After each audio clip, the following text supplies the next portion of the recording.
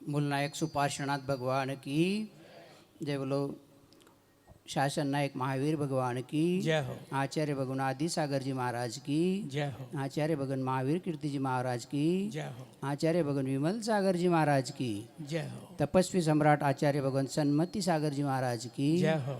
मम दीक्षा शिक्षा गुरु दिव्य तपस्वी आचार्य भगवान सुंदर सागर गुरुदेव की जय हो। जिनवाणी सरस्वती माता की जय हो। समस्त आचार्य संघ की जय। जय कर गुरुदेव का, जय कर गुरुदेव का। नमोस्तु गुरुदेव।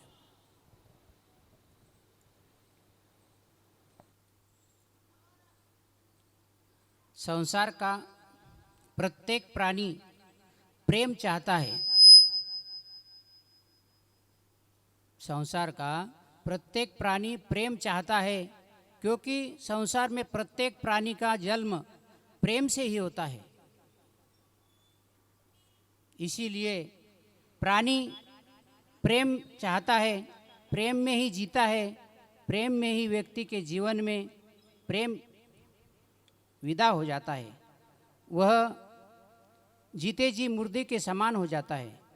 प्रत्येक एक महत्वपूर्ण वस्तु है, प्रेम एक महत्वपूर्ण वस्तु है। वह प्रेम चाहे माँ का हो, बहन का हो, भाई का हो, मित्र का हो, समाज का हो, साधर्मी का हो या गुरु का हो। यह प्रेम आत्मीयता को जन्म देता है, आत्मीयता से सुरक्षा को जन्म देता है, आत्मीयता से सुरक्षा का जन्म होता है। सुरक्षा के लिए संगठन तैयार होता है। जहाँ संगठन है वही एकता है, वही शांति, प्रेम का निर्झर झरना बहता है। प्रेम देहात्मक नहीं, आत्मीय होना चाहिए।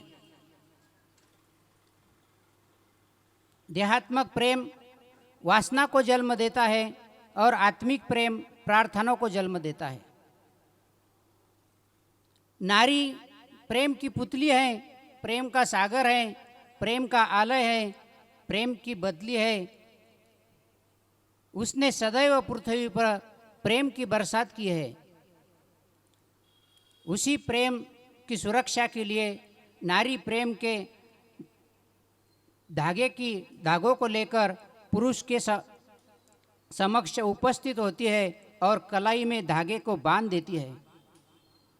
क्योंकि प्रेम बांधता है, सुरक्षा चाहता है, अपना बनाता है प्रेम, जीवदान देता है प्रेम। धागा रत्नांतरय का प्रतीक है, परमात्मा से मिलाता है। प्रेम जब वासना बनता है तब अधोगमन करता है। पर्व आपसी भाईचारा, एकता, सौहार्द का वातावरण निर्मित करता है। राष्ट्र के 4 वर्णों के लिए 4 मुख्य पर्व आते हैं। अपने राष्ट्र में जो है 4 वर्ण के 4 मुख्य पर्व आते हैं। शूद्रों के लिए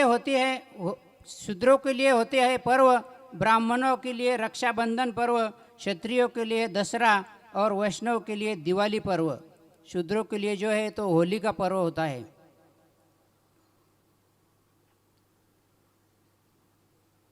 ये चारों पर्व प्रेम के प्रतीक है। इन पर्वों पर सभी लोग भाग लेते हैं।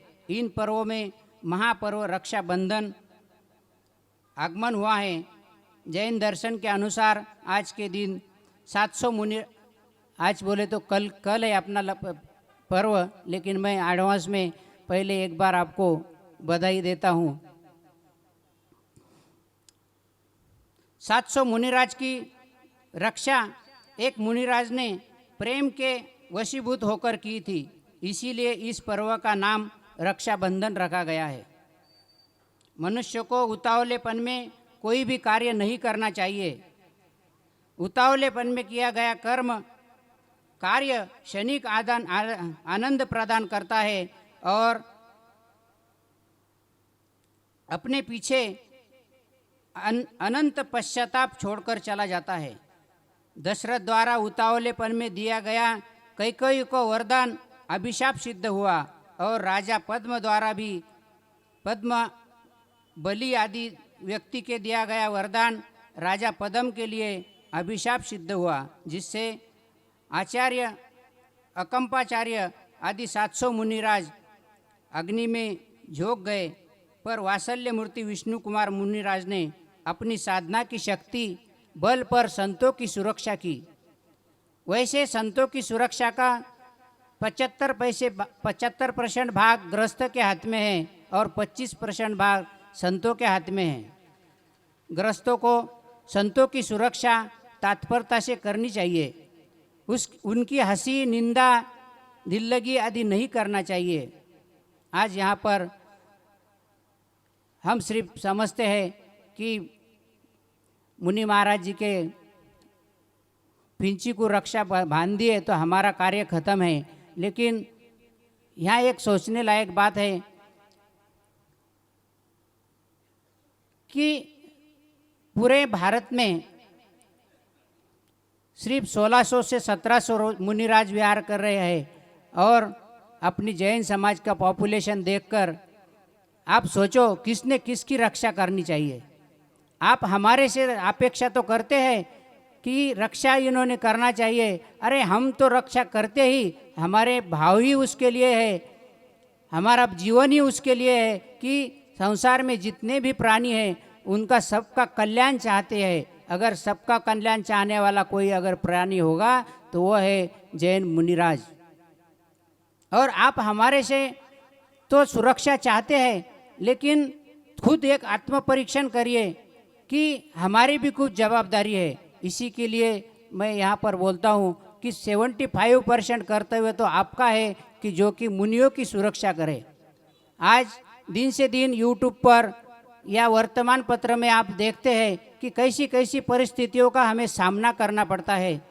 कैसे कैसे मुनिराजों को ओवरटेक करते टाइम कई मुनिराज गत प्राण हो गए, समाधि हो गई रोड पर ही, और कई मुनिराज सुरक्षा की लापरवाही की वजह से अकेले या संघ के साथ भी अगर विहार करते हैं तो कोई उनके साथ रहता नहीं, तो उनके बहुत समस्याओं का सामना करना पड़ता है। क्या हमारे समाज की ये जवाबदारी नहीं है कि कोई मुनिराज आते हैं तो उनको लेने के लिए जाना चाहिए और कोई जाते हैं विहार में उनके साथ जाना चाहिए?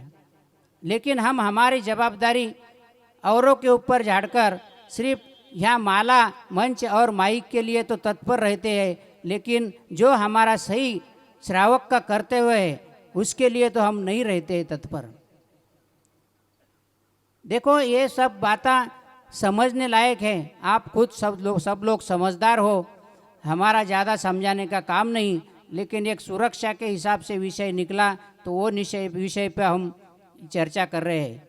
रक्षाबंधन के पर्व पर राखी नारी ही क्यों बांधती है?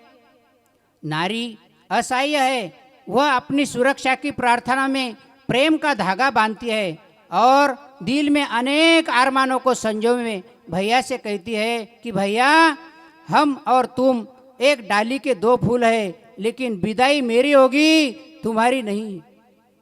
भैया मरकर दूसरे घर में जन्म लेना आसान है, जीते जी दूसरे घर में जन्म लेना बड़ी कठिन बात है।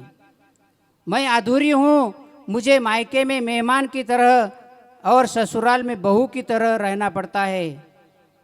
मैं बेटी नहीं रह पाती, दोनों पक्ष वाले मुझे परमात्मा पराया समझते हैं। भैया अब तुम मुझे न छोड़ देना, तुम्हारी शक्ति व प्रेम से मैं जिंदा हूँ। इस प्रकार अपनत्व की भावना लेकर एक बहन भाई को कलाई पर राखी बांधती है ताकि वह अपने भाई से कुछ अधिकार प्राप्त कर सके। उस वक्त भाई अपने बहन के चरण छूता है और कहता है, हे बहन तुम चिंता न करो, यह प्रेम का धागा हाथ में नहीं हृदय में बांधा है।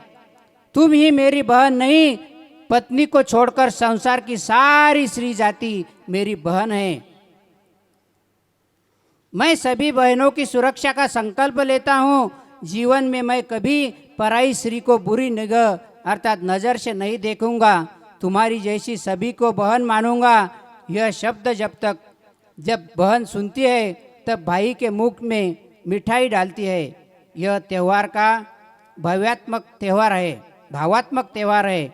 ब्राह्मण धर्म की सुरक्षा के लिए क्षत्रियों के कलाई में राखी बांधते हैं। क्षत्रिय राष्ट्र की सुरक्षा के लिए तलवार व शस्त्र आदि में राखी बांधते हैं और वैश्य शुभ ईमानदारी की कमाई के भाव से कलम अर्थात पेन में राखी बांधते हैं। यह पर्व अपने दामन में प्रेम को संजा कर आता है और प्रेम देकर विदा हो जाता है। रक्षाबंधन पर्व की सभी को खूब खूब शुभकामनाएं एक दिन एडवांस में दे रहा हूँ। आपका रक्षाबंधन का ये दिन मंगलमय हो, आपके हाथों से साधु संतों की सुरक्षा हो, यही मंगल भावना के साथ मैं यहाँ पर आज विराम लेता हूँ। जय बोलो आचार्य भगवान सुंदर सागर गुरुदेव की।